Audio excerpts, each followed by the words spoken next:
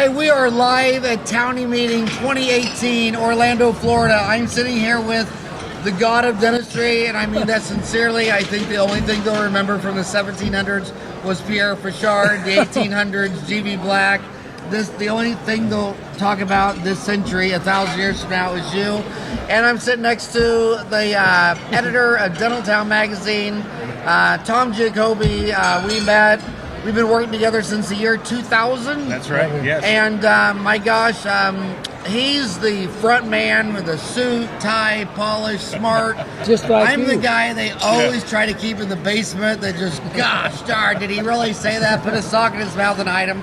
But Gordon, dentistry is under hard times. We got dental insurance in 1948. It started out the Longshoremen's Club. It was $1,000 max. That 1,000 would be 5,000 today if it was rolling consultant. It's still 1,000. They come out of school $350,000 in debt. Or more. There's a dentist on every corner. They're told to be a good dentist like you got to have a $150,000 chair-side milling machine. Their patients want them to sign up for every PPO. Yes. It's tough. And they've got a gross revenue that equals 1997 levels with more overhead and a net revenue that is pathetic right now. A new guy right out of an MBA program makes as much. So it's a bit of a problem. So what can they do? How do they navigate this minefield? Well, let me ask you some simple. The higher dollar the question, the more focus. Do they need to buy a $150,000 chair-side milling machine to be a good dentist? No. That will help and it'll stimulate them. I had an old guy tell me a while ago, it was just like marrying a 17-year-old. It turned him on, and it's desirable. And it keeps them stimulated. As you know, the burnout for dentists is somewhere around 20 years. By the time they've been putzing along doing the same thing, same old, they get frustrated. So 20 years, you say, is a burnout? Give or take. Hygienists about 5 years. Unless they're, well, the orientation of the program you guys had me on today was using motivated, stimulated, educated staff and in expanding the functions of staff, which is about the only way to answer your question, to get around the miserable net revenue they now have. Because they got two hands, and the average American dentist has 1.7 dental assistants. Half of them don't even have a hygienist. So if they expand, can you believe that? If they expand the functions of the current staff, what do? Just what I gave this morning, they will double their net revenue. They'll double it. They'll double their net revenue if they do what? If they expand the functions of hygienists beyond picking. We have 20 functions for hygienists, not just one. Every day they're in there, they'll do at least one diagnostic appointment. They're into sleep paralysis. They're into occlusal splints. And it turns the hygienist on, they don't burn out. I had one that lasted with me 40 years. She's now teaching. She got to the point where she felt like she needed to not pick all the time, so she's now teaching, Karen Preston. So they need to expand what the staff is doing, because you can't change third party unless we have a total revolution. You know that, and that is imminent. There are a lot of people, including you, that would like to blast out of there. Oh, where are we? The lethargy. You've been with me to ADA a few times, and I love ADA. They're my parents. I can't kick them out, but I would like to see action. It's like a big battleship that's going along. We need to change course. We're too slow. We can't change course. We need a PT vote where they say change course. We need to get with third party. We need to tell them collectively, look, you're the doctors, you're the facilitators. You're not supposed to tell us what to do. We're the doctors. You're the helpers. Until we do that, we're locked. I don't see a way to jump out of it. I honestly don't see a way to jump out unless we expand functions. When you have long-standing staff that are performing those expanded functions, what does that impact on the overhead for the practice, with labor being the largest cost? Do you get to the point where that hygienist has been with you so long that her salary ultimately has to reach a ceiling? Yeah, you get to a ceiling point. So we bonus them. The more expanded functions they do, and it's very interpretable as I look at the bottom line, the higher the salary goes. Let's say, well, the hygienist I mentioned that was with us 40 years, she done thousands of occlusal splits. They're about $500 a piece, and it's not hard to figure out. There's very little overhead on it. Be a procedural bonus. Yeah, the more expanded functions they do, the higher the salary is. I don't care whether they're an assistant or a hygienist. I really don't. Some of my assistants over the years have made more than the hygienist have. A hygienist who wants to just pick teeth, obviously they're profitable, but they soon burn out. That's right. The hygienists will get into occlusal splints, sleep appliances, diagnostic appointments, preventive appointments, and maybe half of the day is in hygiene, and the rest is these other functions. Keeps them energized. Yeah, oh yeah, it does, and revenue goes up. Do you differentiate between what assistants will do as expanded functions and what hygienists will do? It seems like well-educated, they could both do most of the things you mentioned. Absolutely. Legally, we got to look at that. You know, the hygienist can, but cannot legally scale teeth. So we got to stay within that spectrum. Yeah, okay. But beyond that, they can do equal situations. Mm-hmm. Yeah.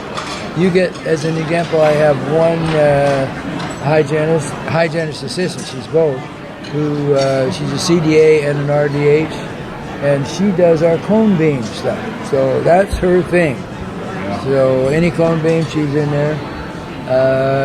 We have others who are full arts temporary assistants or hygienists. And you know what a full arts temporary, how long that takes, and how well it's got to be.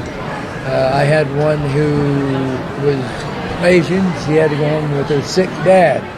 And in doing so, I had to do the temporaries, the full arts. And although I taught her, she's much better than I am because she does it every day. Yeah. So, Gordon, it seems like what Tom asked, is there a ceiling on this deal? For salary. For salary, it's so bizarre that the insurance companies can all talk and amongst themselves to set our fees, but we can't talk about ourselves. It seems like a power grab because it's not that the dental insurance isn't trying to help someone because they're not saying, hey, I'll give you a $50 benefit to get your teeth cleaned. You can go wherever you want. They're saying you can only charge $50 for a clean. Sometimes on things they don't even pay for. And the government does the same thing. They didn't go to the poor people and say, here's a $30,000 housing loan so they could go buy a trailer home and live in their own property. They said, no, we want to control you. You have to live in government housing. And not only is a cleaning only $50, but you can only charge. It's always about under the skies of helping someone. Yeah. They're trying to control someone in their way. It's not a subsidy for housing and clothing where you say, hey, here's a minimum. Here's $1,500 to help you get along. No, it's food stamps that can only be used this place. You got to live in government housing. Delta Dental, a nonprofit. Some of the highest paid people I know work for a nonprofit, and what I mean, it just seems to me that dentists should be able to stand united and say, look, if you want to help these people with a subsidy, that's fine, but don't be controlling me and telling me what my fees are, even for things you don't even cover. That's right. It doesn't matter whether it's an A+ quality or a C-, it's the same fee. I mean, the same payment. You know that as well, right? Yeah. But the consumer can. I mean, they make complicated decisions all the time between houses, cars, all kinds of different cars, houses, boats. They make sophisticated decisions all the time on price. So if you're giving me $50 for a cleaning, I may say, well, I want to go to this guy because he such as payment is full. Or you know what? No, I want to go to this guy because I think he's better. But I'm going to have to pay $10 more out of pocket. Right. But they're controlling everybody to the same fee. What if that was done in cars in America? What if the government did that at housing? Every house had to be a $100,000 house. Every car had to be a $20,000 car. That's what they're doing in dental insurance. So how do we bail out of it? And the government's like Medicaid, like California, they had such a low participation of dentists produced in Medicaid, so they raised the fee, the payment. And they were shocked that more people signed up. Yes. And they're so ignorant to realize that if it was just a subsidy, 100% would take it. The reason they don't take it is because you say, well, we're only giving you 40 for a cleaning, but you could only charge 40 for a cleaning. So now you lost almost all the providers. Well, I think there's also the notion that the insurance companies may start to pay attention to the quality of the provider, which you kind of touched on a little bit there. Would Delta reimburse provider A? That's pretty delicate, Tom, as you know, because someone would have to make a judgment. Because they're starting to track outcomes, right? Outcomes. They can look at outcomes. So if they see that, one dentist, their fillings don't last. Yes, the others they do. I want to change subjects completely. You don't mind why I got you on the chairs. We've noticed some of the largest implant companies in the world, like Straumann, are buying all ceramic implant systems. Oh, okay. And there's a lot of periodontists on Dental Town saying that they don't think that titanium is as inert as everybody says it is. It isn't. And that, they're saying that at 5 years, 20% of implants have periimplantitis. You know what the real number is? What? 46%. Latest study out of Gothenburg, Sweden, done by dentists right in the heart of where implants started, Gothenburg. 46% moderate to severe periimplantitis after 9 years. Think that over. Do you think that ceramic implants will have less periimplantitis than titanium? Is there something about titanium we haven't figured out yet? Titanium, as you know, is almost all of them, 90% titanium, 10% vanadium, and aluminum. Now you go and look at the electromotive series and go on to, here's a website. One that is basically looking at leukocyte damage, and you will see titanium has 2 or 3% allergic response. Vanadium's got a little bit, aluminum's got a lot, and that's they're part of constituency of implants. I feel quite strongly that it's not just microorganisms. Rella, my wife, was asked to look at the organisms that relate to periimplantitis. She got in there and found they were so variable, and a lot of other factors were negative. Diabetes was negative, smoking was negative, blah, blah, blah, blah, blah. And she denied going after it because they were going to try to blame it on microorganisms. It isn't just microorganisms. It's metal allergies, it's oral hygiene, it's systemic conditions, but titanium is working well. It used to be, many years ago, I started doing implant placement 32 years ago. Well, this is a godsend. Rip all the teeth out, put implants in. Now I'm just about the reverse. Save a tooth at all costs. That's where I am right now. Save a tooth at all costs. Yeah, and I'm seeing in the all-on-4 clinics, some of them, they're taking teeth out. You know where I always call that? Would zirconia implants be any better? We don't know that. I'm treating a patient right now who had all-on-4. They put 8 zirconia implants in. They're all out now. And then they turned around, that was $60,000. Then they turned around and put all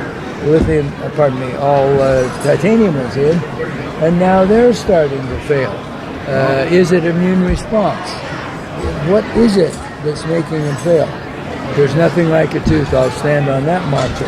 Well, you know where I call baloney with dentists is, if you study every major religion, they don't have a city, place, person, name, nothing in common in every major religion except for the one phrase, the golden rule: treat other people like you want to be treated. I notice a lot of these dentists who always lecture on veneers.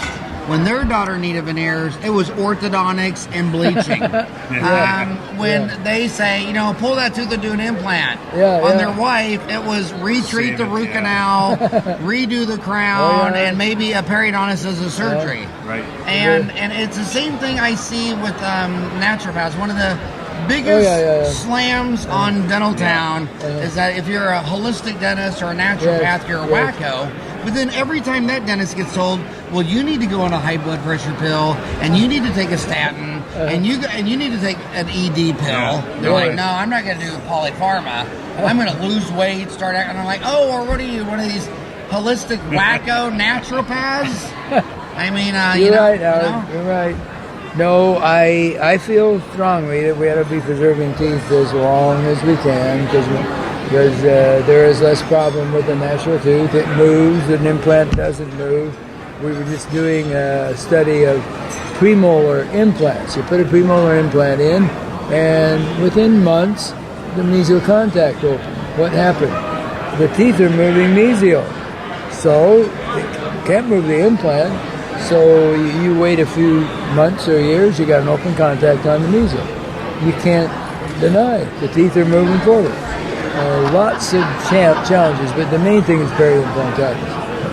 And we're seeing that now at an unbelievable level. So, Gordon, when you look at 100 million insurance claims processed, all the activities on the 6-year molars, I mean, it's just flat line, boom, boom. Yeah, that's right. So the tooth most likely to get a filling, first molar. Tooth most likely to be root canal, first molar. Crown, first molar. Implant, everything's the first molar. That's right.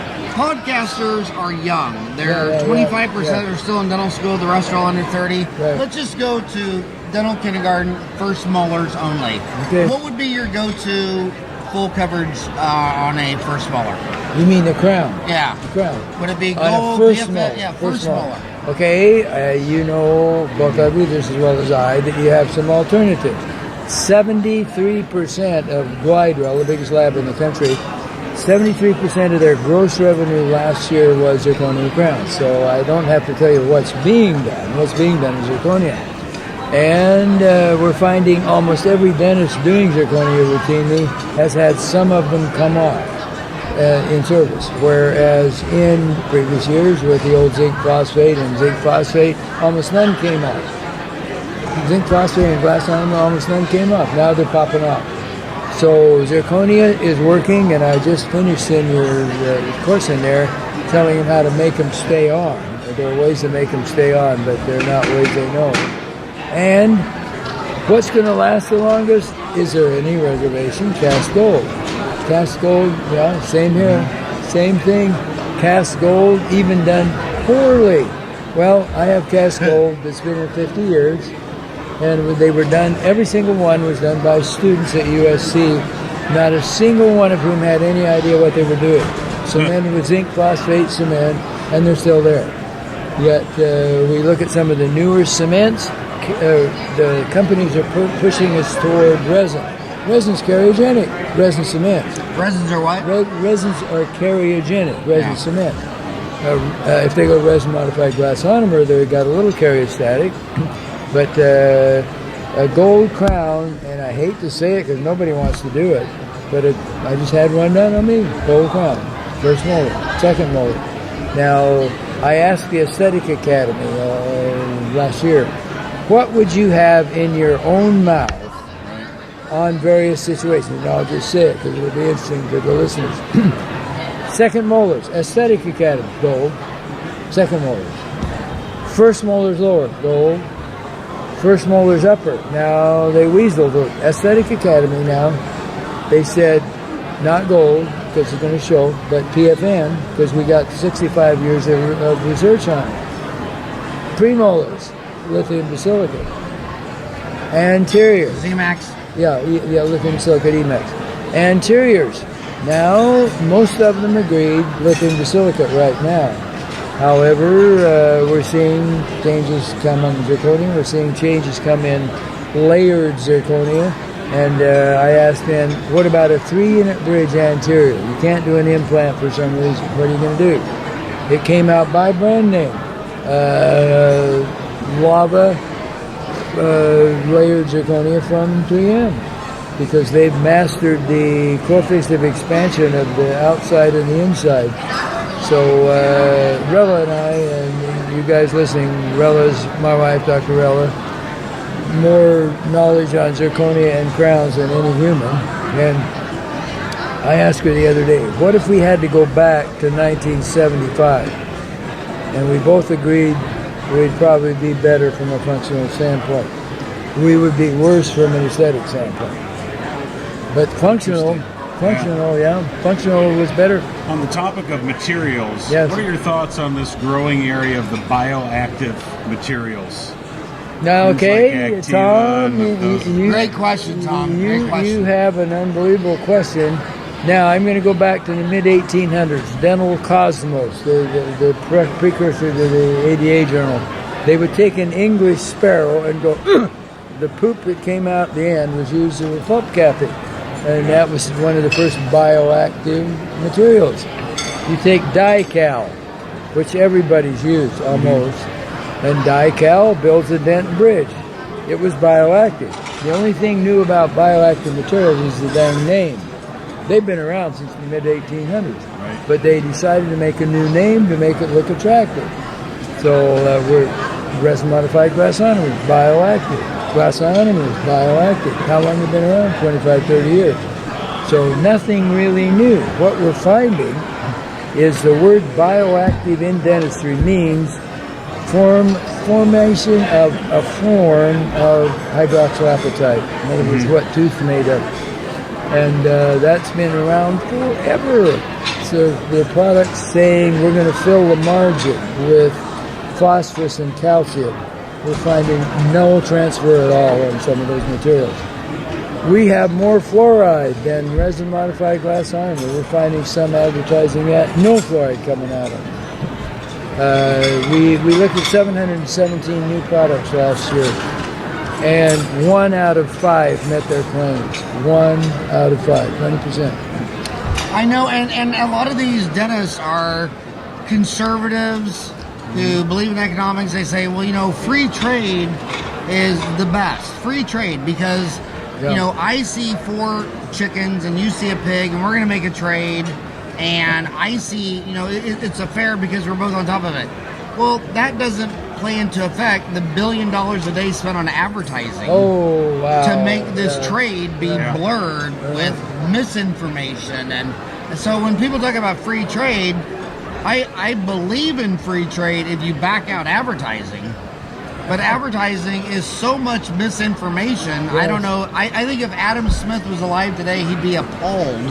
When he says, I want you to settle it on another dispute because 90% of dentists are taught and believe that amalgam fractures teeth, and then they're going to need root canals and crowns, and that composites glue the walls together and make the tooth stronger. That's a joke. Total and joke. Then when you tell them that amalgams last longer than composites, twice as long. They don't believe you. Twice as long.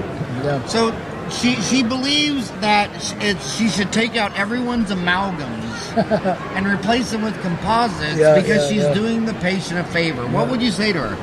I would say very clearly the international data, not some isolated study done by somebody in academics, but an overall view shows amalgam to last twice as long as composite.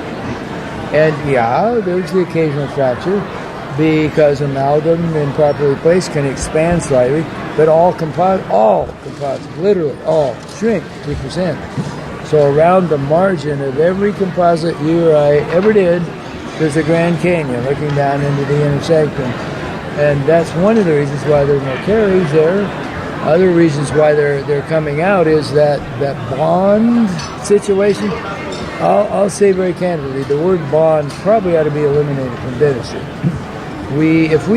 I'll explain that a little bit. If we put any one of the good bonding agents on there, I don't care which brand it is, we put it on denture, you got 50 megapascals today. Then they go out and they're drinking a hot cup of coffee, cold ice cream. Try it 6 months later, it's half. Try it a year later, no bond. Now you put it on enamel, and you get about 40 megapascals today. Let's send it out 6 months, still got 40 megapascals. Why? Because you got an interdigitation of all those acid extra irregularities, like bricks on the wall. It hangs on. There's no bond. The bond is gone. It's the interdigitation. It's the bricks on the wall. So when we say we're going to bond in your dreams, and then you look at things like MDP primers that are supposed to bond zirconia. The bond is miserably low, 8 megapascal. I could blow that off in my breath. But yet they can advertise they got a bond. The word bond is false. It ought to be eliminated. And bonding dentin to dentin with a layer of cement in between this resin, total joke after 6 months. The bond's gone. It's the actual irregularities. That's one way to keep a zirconia crown on. You have to go on the inside of the crown, and in the course I just gave them the various generations of zirconia. Only the first generation, and that would be Glidewell Fluxor, can you do this to. You go on the inside and make scratches on the inside of that smooth crown. You know how slick they are, how smooth they are. Now you got irregularities. Then you go on the outside of the prep and you make diamond scratches. Ooh, I got interdigitation. It stays on. If I go with slick zirconia and a smooth crown prep, they're off. I don't care what kind of cement. Most of them are coming off. Okay, same question. Sorry, I don't mean to steal the question. No, you're good. Back to those insurance graphs. You know, you see like 100 million claims based on the 32 teeth. It's just 4 huge spikes on 3, 14, 19, 30. So, same question with dental sealants. She's 6 years old. Those 4 teeth are going to erupt, and they're going to be the most likely to have anything ever done to them. Root canals, filling canals. Sealants, aren't you just bonding resin to pits and fissures filled with plaque and Cheez-Its and Oreos? And I did hit that in the course minutes ago. If they blast out, now I'm going to get irritable relative to what was originally taught and what has continued to be taught because it was wrong. The thought was that if you seal the bugs inside that crack, that you're going to stop caries. That is so false. Dr. Rella has shown very clearly that the decay goes faster. The bugs are sealed off, they get no fluoride from the toothpaste, and they just sit there, eat one another, and eat the tooth. Does making it an anaerobic environment help them too? Nope. They go from aerobic to anaerobic in hours, the bugs do. They just decide, I'm not getting any oxygen, okay, we'll turn it off. And they're into anaerobic. So the point I made in the Tom in the course was they have to blast out the crud in the. What would you blast out with? Would you use a burr? A laser? No. Well, if the dentist is doing it, you got a $150 restoration. If the staff does it, you got a $50 sealant. So the staff blasts it out with an aerosol polymer, sodium bicarbonate. Starts out as a big rock. The water gets hot and it gets smaller. So I go right to the bottom of the groove. And what would you blast it out with? Pardon me? What would you blast it out with? Well, air slurry polisher would be a Profijet, Cavijet, Stain Buster, Plaque Sweep. There are a dozen of them out there. And that's all staff. So staff can blast it, get the crap out. Then they've got to put in... No, it's not staph. It's streptococcus. It's not staph. Crap. Is that where staph is named after? Yeah. Staph bacteria? Are they a staph infection? Rella's studies have now shown over almost 100 organisms. We do our own DNA analysis. Over 100 organisms are in caries, and Streptococcus mutans is not even in a lot of the caries lesions, even though that's what you were taught, I was taught. It's not even there. Actinomyces viscosus is in almost every one of them. Yeah, it's an oversimplification to think that Streptococcus mutans causes cavities. I mean, that is you were sealing with a filled flowable resin. Yeah. What about sealing with a glass ionomer-based material as well? The one that releases the most fluoride from of any material we know is a material called Triage from GC. Yeah. But you have to keep replacing because it'll wear out. Wears out. Yeah, that's the most karyostatic thing we've done out there, by far. Most karyostatic. When you're cementing crowns on implants, when it's necessary to cement, I know screw retained is preferred. More popular, what are you using for cement? Do you want something reversible, or are you not worried about that? And what about radio opacity? Excellent question. I asked the Aesthetic Academy a couple of years ago. I give a paper every year for the last 100 years, practically. Not quite, but a lot of years. Close enough. And I asked, what percent dentists, and these are all mostly mature people, what percent of your crowns cemented over implant abutments, not screwed, cemented over implant abutments, what percent have you had come off? Just guess. Over your whole career. We got a number, totally empirical, 15%. In other words, in 100 crowns cemented, you'd have 15 of them come off. Okay. Obviously, we're trying to screw through it now. If the implant is perpendicular to the occlusal plane, you put a screw in. If it's not, if it's facial, you got to make a hole, and therefore it goes back to cemented. Okay, but to answer your question, typical cements that would be considered, quote, permanent, which is a bad word, would be resin modified glass or resin, etc. If that comes loose, in other words, the screw holding the abutment comes loose, you're dead. Yeah. You're dead. Now you're going to go through the occlusal. If it's lithium silicate, you broke it. If it's zirconia, you're having a hard time even finding the screw hole. So you're pretty well going to redo that. If you've cemented with a reasonably retentive that you could whomp off material, I feel you're much better off. In our studies, 2 products come out. One is Telio implant cement, that's from Ibercare, and the other one is the newest version of Premier implant cement, where they put more radiopacity in it. Now, it comes loose, and the patient says, a little bit loose. I usually tell them that's like a little bit pregnant. Something's got to happen. So we'll take a wire, or the smallest diameter orthodontic wire you can get. Let's say it's a central. Go through one side, wrap it around the lingual, come through the other side. Take a pair of pliers, twist it, twist it, twist it, twist it, twist it. Where's it going to go? It can only go up toward the gingiva. It'll go right to this epithelial attachment. Then what do? Now you take a bandit or one of the whomper offers and hook it in that wire and pop it off. Now I'm into that without screwing them up. If they've used the final cement, you're dead meat. Yeah. You really are.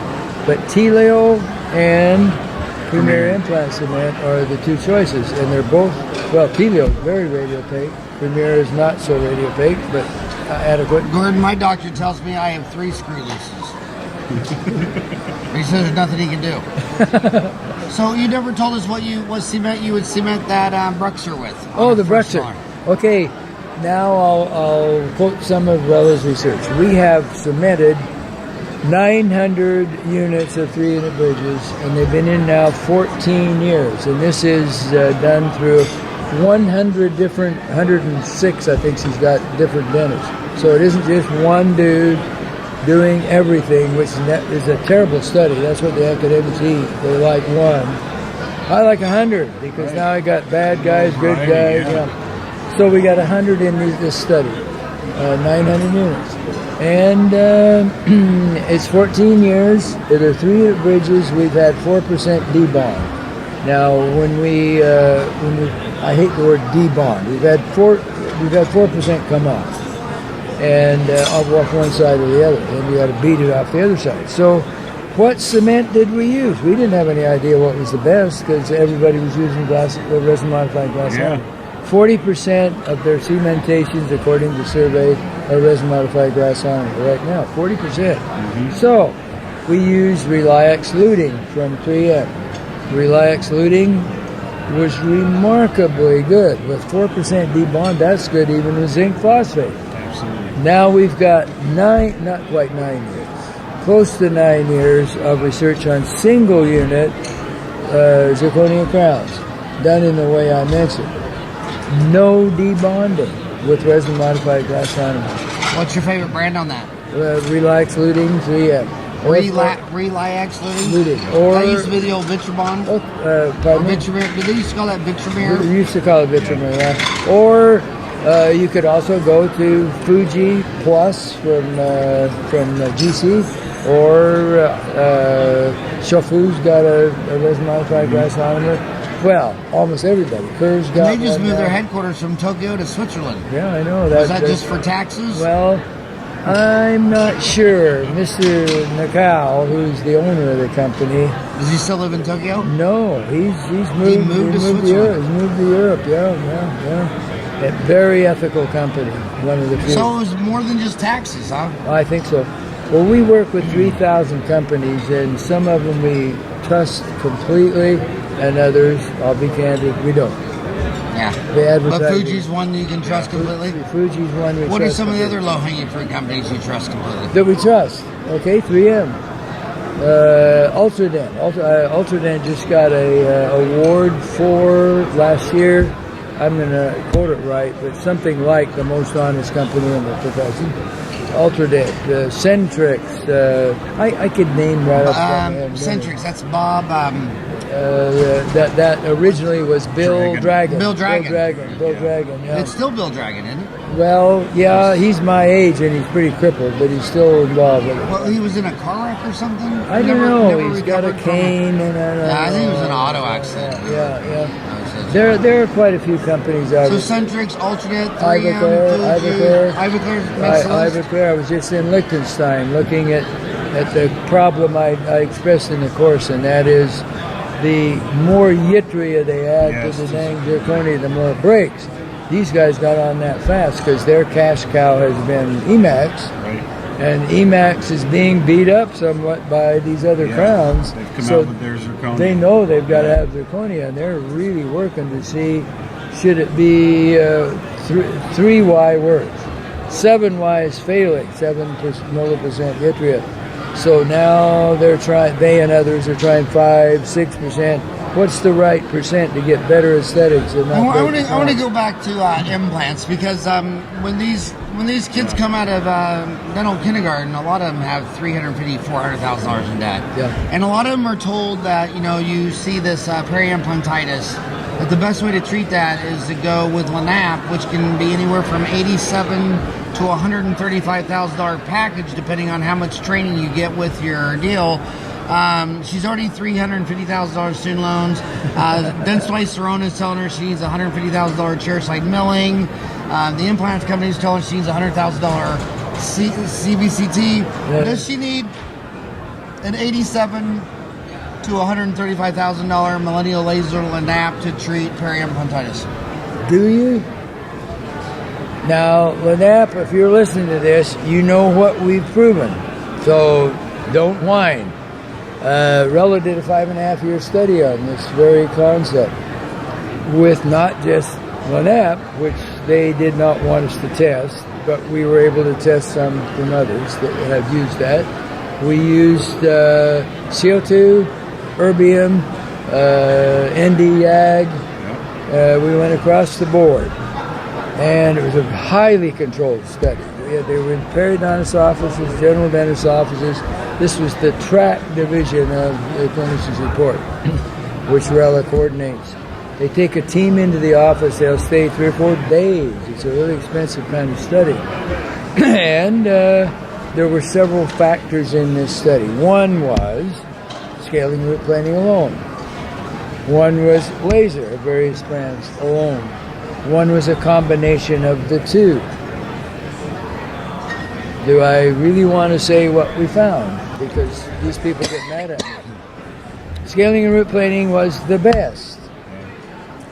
When laser was used with it, there was a very slight positive difference. When laser was used alone, not much.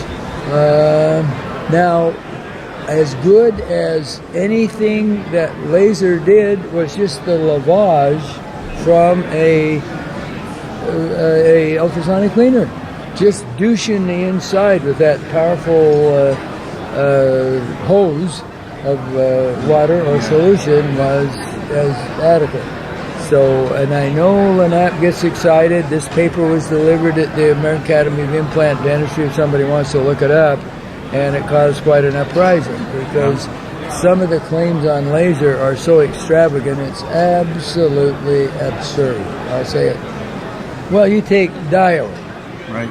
Diode laser isn't a laser. Well, it emits light, but does it emit light? No. You have to put some black thing on the end of it, which does what? Stops the light. Light turns to what then? Heat. So what you got is a big mother electrosurgery. That's all you got. Cutting a 3/4 millimeter wide diameter cut when you can go down to even electrosurgery. Make a point on it, which is now available from several of the companies, and cut a 1/10 of a millimeter cut. and I'm going to pay $800 for that versus $5,000 for the diode. You know, there's a lot of hype out. So you like the electrosurge better than the diode? I use both. If I'm doing, say, scanning, and there's a little piece of meat that keeps coming up over the margin, it's very easy to go in with a diode and just barbecue that little piece.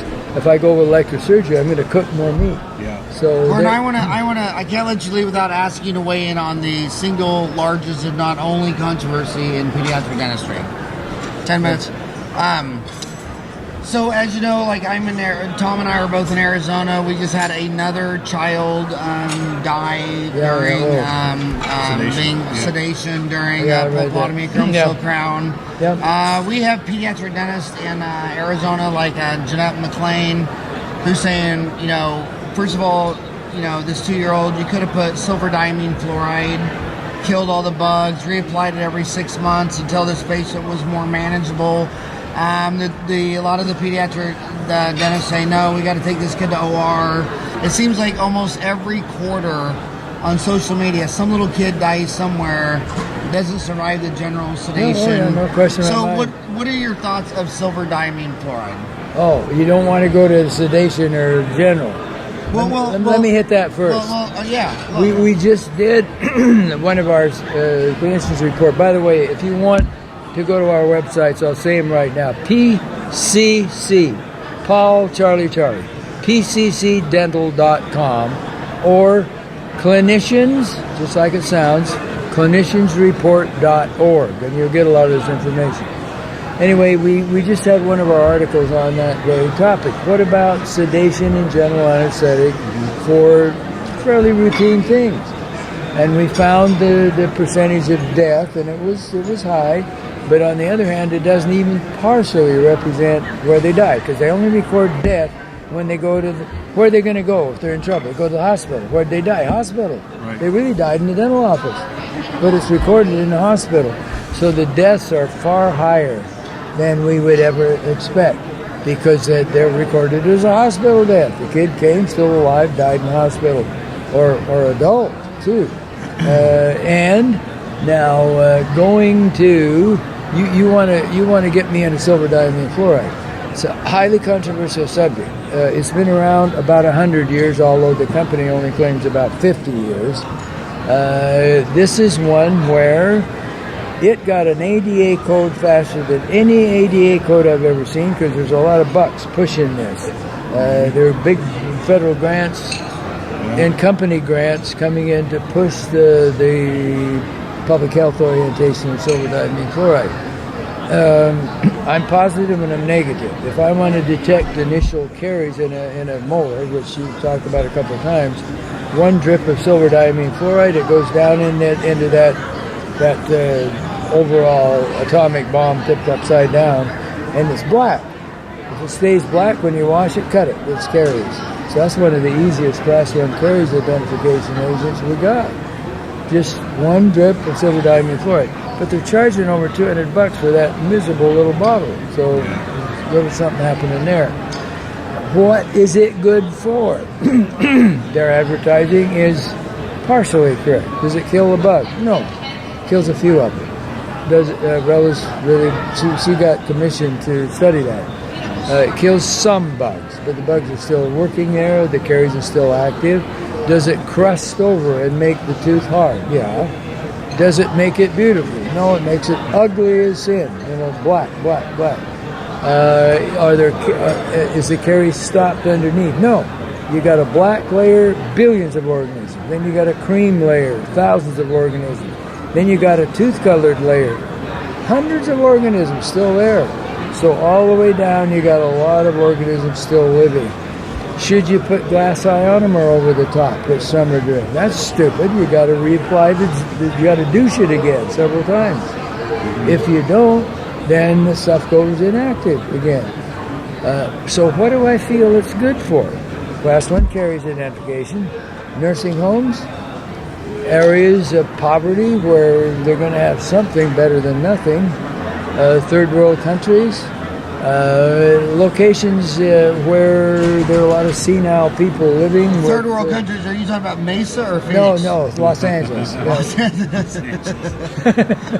I had an implant question. Yes, sir. In the case of what's commonly referred to as the all-on-4. Yeah. Multiple implants, a dentulous patient, there's really a couple of main options. One is a fully implant retained hybrid denture, or one is a bar that the denture clips onto. Do you have, as a prosthodontist, a preference of one versus the other, or a time when you would choose one versus the other?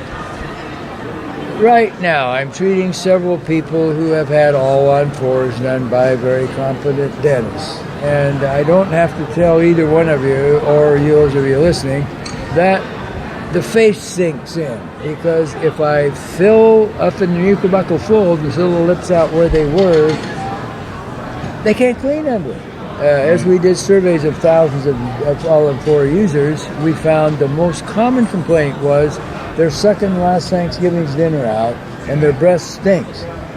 If they do it all in one day, in other words, jerk and screw at the same day, there are spaces in some of these a quarter of an inch. They can pack their lunch in and suck it out every 15 minutes.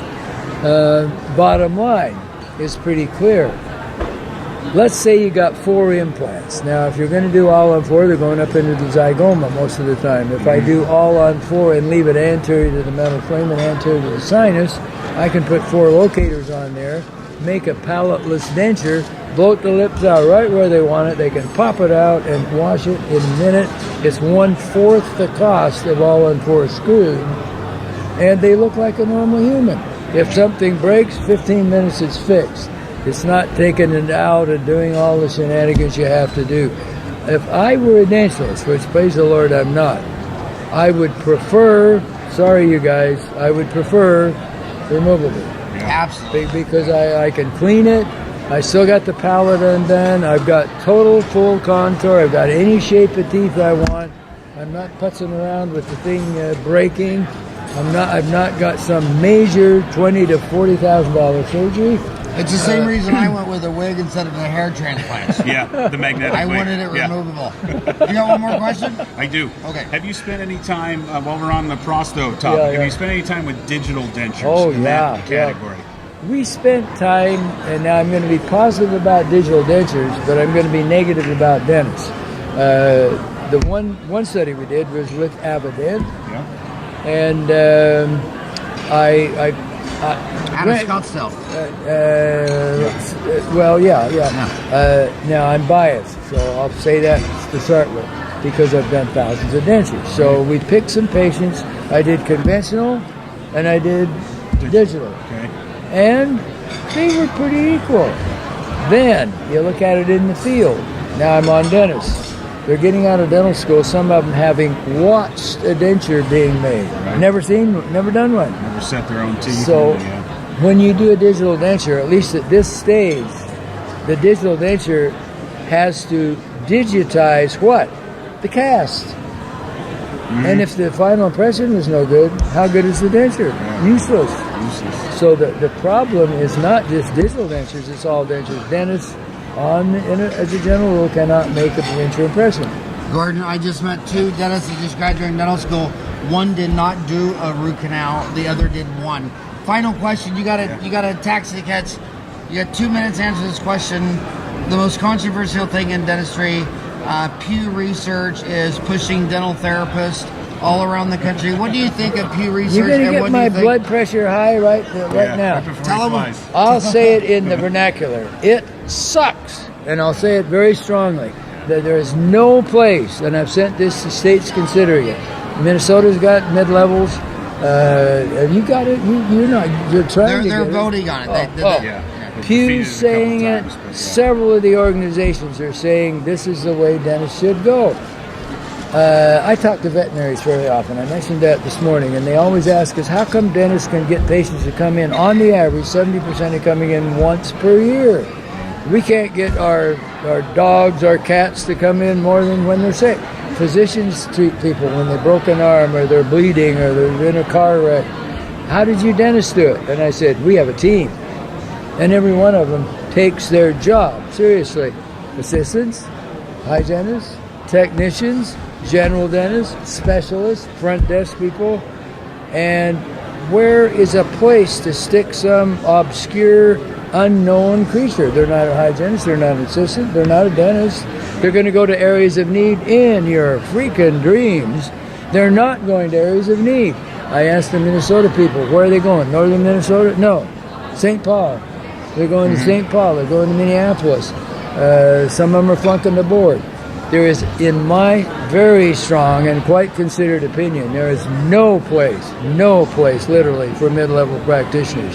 And I would stand on that. So who is Pew Research and why are they pushing it? They're looking at the New Zealand nurse. They're looking at the Alaskan, and that's fine. It's a confined area. There's a lot of government funding, blah, blah, blah. But you put that into a private practice, they're going to make some money, and I see absolutely no purpose for it. Expand, as we did today, expand the functions of hygienists and assistants with a quarterback. There's no quarterback with these people. They're going to do simple dentistry. Hey, you got a plane to catch. I'm going to kick you off my own show. I just want to tell you, thank you for all that you've done for dentistry. Oh, thank you. When I got to school, you were the one. You were my idol, my God. Thank you. Going up visiting you 12 times, me and Datola, you took our dentistry to a whole new level. We never looked back. I appreciate it. Well, let me tell you about him. He's a rabble-rouser. He has stimulated ADA. We tried to do it together a few times. I love ADA, but I hate ADA because we need more action. It's apparent. You can't kill them. So Howard has challenged them. I have challenged them. I went right before the Board of Trustees with 20 crises in 2011. Do I have to say if any's happened? I'll let you figure it out. Bottom line is we need you young people to get on this immediately. Third party, mid-level. I could name 20 off the top of my head. Because if you don't, and also nobody. Also, you decided this year. Tom Jacoby has been the editor of Dental Town magazine since the year 2000. He's incredible. And you decided to write us 4 columns this year. Yeah. Right? Was it 4? Yeah. Thank you. You used to publish a column in the ADA, and we both knew no one ever read it. So now at least you're going to a magazine that people read. Well, you're all too true. Oh, and I really liked your, but really, thank you so much for being a contributor author at Dental Town magazine. Tom, thank you. Thank you so much for your time. It's been our pleasure. Thank you.